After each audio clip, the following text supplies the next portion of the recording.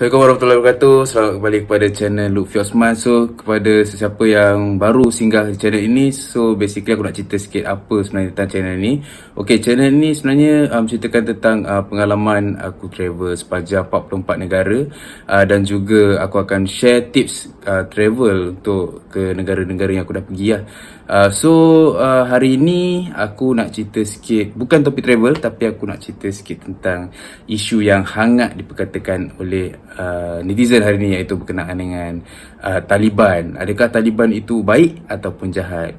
So, memandangkan hari ini merupakan 31 Ogos 2021, so aku ingin mengucapkan selamat menyambut Hari Kemerdekaan yang ke-64 kepada semua rakyat Malaysia, dan semoga kita doakan Malaysia ini dilindungi daripada pemimpin-pemimpin yang zalim, serta kita dijauhi daripada malapetaka dan kita sembuh daripada bencana wabak COVID-19 ini. So, apa itu lagi? Jom kita saksikan. Okay guys, baru-baru ni kita dikejutkan dengan satu berita yang agak menggemparkan dunia, iaitu Taliban berjaya menawan Afghanistan setelah 20 tahun berperang dengan Amerika Syarikat. So, ini menunjukkan bahawa Amerika telah gagal dalam perang di Afghanistan selama 20 tahun. Kita tengok balik, perang ni begitu lama. Sebab masa perang ni berlaku, aku umur 7 tahun. So sekarang umur aku dah 27. So memang genap 20 tahun perang itu berlaku. Dan akan aku betul-betul terkejut tentang bila US berundur je, Taliban berjaya menawan Afghanistan tu sendiri. So, okay, sebelum kita pergi jauh tentang apa itu pejuang Taliban, so kita kena tengok balik dari segi negara Afghanistan tu sendiri. Okey, kalau kita tahu, Afghanistan ni dia terletak di Asia Tengah lah. So jiran dia adalah Iran, Tajikistan, Uzbekistan, Turkmenistan dan juga Pakistan lah. So kita mengikut sejarah, Afghanistan ni menjadi saksi kepada tumbangnya kerajaan-kerajaan yang hebat di dunia, seperti kerajaan Mongol, kerajaan Alexander the Great, kerajaan Soviet, dan terbaru kerajaan US lah.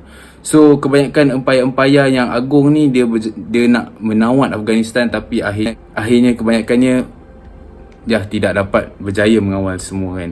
Dan peperangan yang paling masyhur bagi rakyat Afghanistan adalah apabila peperangan mereka mengalahkan kerajaan British sebanyak 3 kali. So 3 kali guys, kalau kita tahu kerajaan British tu kan kerajaan empire yang besar kan, tapi macam mana dia orang boleh kalahkan tu. So itu membuatkan Afghanistan ni digelar sebagai graveyard of empires lah. So, okay, bagaimana Taliban ni wujud sebenarnya kan? So sebelum kita nak get into Taliban ni, kita kena tengok bagaimana US masuk campur dalam peperangan di Afghanistan ni.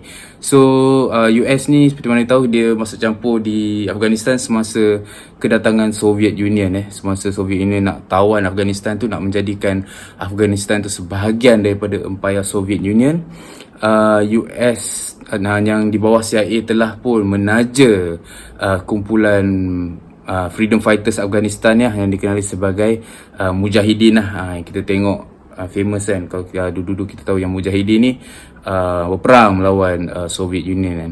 Okay, seperti mana anda tahu, Mujahidin itu bukannya satu kumpulan sahaja. Mujahidin itu terdiri daripada pelbagai pejuang daripada pelbagai etnik dalam satu kumpulan.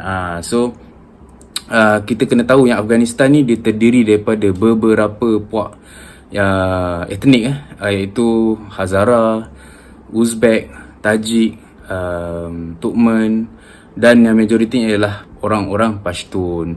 Okey, sebenarnya Afghanistan ni majoritinya adalah orang-orang Pashtun, dan orang-orang Pashtun ni mereka ingin menubuhkan suatu Pashtunistan yang di mana wilayah mereka hilang semasa pembentukan British India dulu. Kalau kita tahu, sebahagian orang-orang Pashtun ni kebanyakan mereka duduk di wilayah selatan Afghanistan, dan juga kebanyakan wilayah Pakistan itu adalah wilayah orang-orang Pashtun. So orang Pashtun ni menganggapnya Afghanistan itu adalah milik mereka. So mereka ada slogan yang mengatakan orang Tajik boleh balik Tajikistan, orang Turkmen boleh adik-beradik Turkmenistan, dan Afghanistan itu adalah milik orang Pashtun. So semasa pengunduran Soviet Union pada tahun 1989, so terdapat satu vacuum power. Kalau kita nak tahu, sebenarnya Mujahidin tu terdiri daripada dua kumpulan lah. Satu Pakatan Utara yang dipimpin oleh Shah Massoud. Shah Massoud ni merupakan ketua kepada Mujahidin Pakatan Utara. Dan kumpulan yang kedua adalah Mullah Omar. Mullah Omar ni adalah seorang pemimpin Taliban yang terdiri daripada orang Pashtun. Yang semasa berlakunya pengunduran tentera Soviet, ini menyebabkan Afghanistan mengalami vacuum power, mengalami kekosongan kuasa. So ini mengakibatkan dua kumpulan mujahidin ni bertelagah antara Taliban dan juga Pakatan Utara. Dan pada tahun 1998, Ahmad Shah Massoud telah pun dibunuh oleh orang-orang Al-Qaeda dan Taliban. Dan slowly dan secara perlahan-lahan Taliban mengambil alih semua Afghanistan tu dan mendirikan kerajaan mereka. So seperti mana kita tahu, pada 9 September 2001, World Trade Center telah pun diserang oleh kumpulan yang dianggap Al-Qaeda, dan ini menyebabkan Presiden George W. Bush menyerang Afghanistan dan berjanji untuk menghancurkan Al-Qaeda dan kerajaan Taliban kerana melindungi Al-Qaeda di Afghanistan. So ini yang memburukkan keadaan lagi apabila pemimpin Al-Qaeda itu sendiri, iaitu Osama bin Laden, mengaku dalam tindakan serangan ke atas World Trade Center itu. So ini mengakibatkan US nak smack them hard lah, kan. Peperangan tu berlaku selama 20 tahun. Kita tengok dalam berita memang berlakulah kacau bilau kat Afghanistan selama 20 tahun. So muskil sekali pada tahun 2020 terdapat satu perjanjian di mana kerajaan US dan Taliban membuat perjanjian damai. Dan Menteri Luar US itu sendiri, iaitu bukan Menteri Luar, Setiausaha US itu sendiri, iaitu Mike Pompeo, telah berkata yang Taliban itu bukan organisasi pengganas. So ini menyebabkan aku muskil kerana pada tahun 2001 kau sibuk perang dengan Taliban tu, kau sibuk cakap Taliban ni pengganas semua, tapi masa tahun 2020 kau kata dia bukan organisasi keganasan. So ini memang politik memang kelakar. So bagi aku ini merupakan agenda yang muslihat daripada US lah sebenarnya, kan. So aku tak boleh cakap apa, aku tak ada komen banyak. Daripada masa tahun 2001 elok-elok kau berperang, tapi masa tahun 2020 tiba-tiba aku cakap Taliban tu bukan organisasi keganasan. So itu something fishy lah.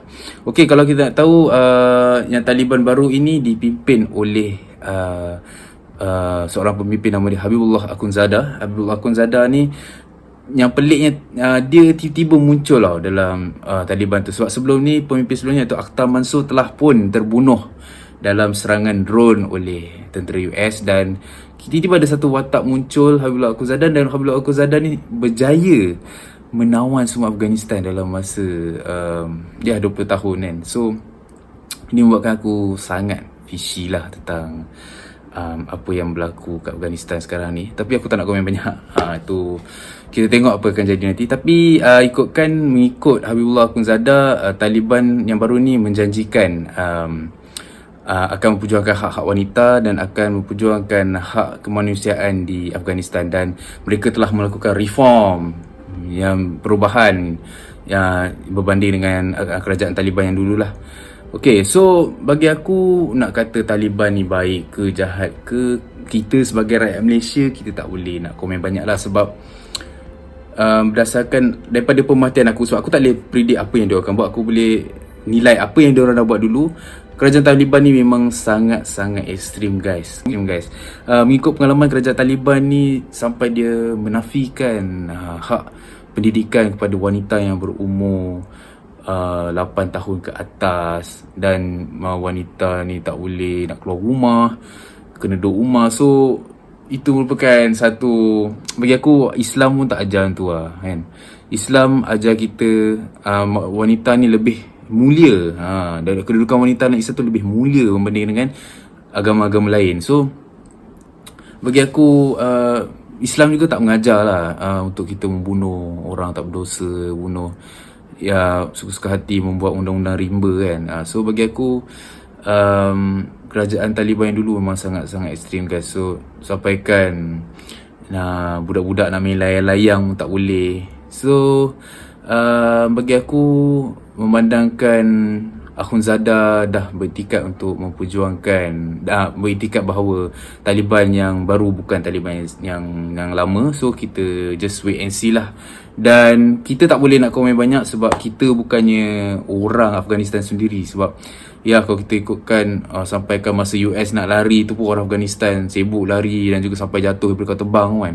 So itu menunjukkan yang rakyat Afghanistan tak nak duduk dekat bawah kerajaan Taliban lagi sebab dia orang dah alami kezaliman dan keganasan kerajaan Taliban yang dulu lah. So kita tengok apa yang akan jadi. So aku nak, seperti ini aku nak mendoakan agar keamanan berkekalan di bumi Afghanistan dan semoga rakyat Afghanistan terus maju dan ambil segala perubahan yang Amerika Syarikat telah tinggalkan selama 20 tahun ni untuk maju ke hadapan berbanding dengan negara lain.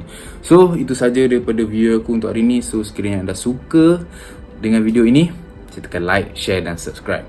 So kita jumpa lagi dalam next episode. Assalamualaikum. Ciao ciao.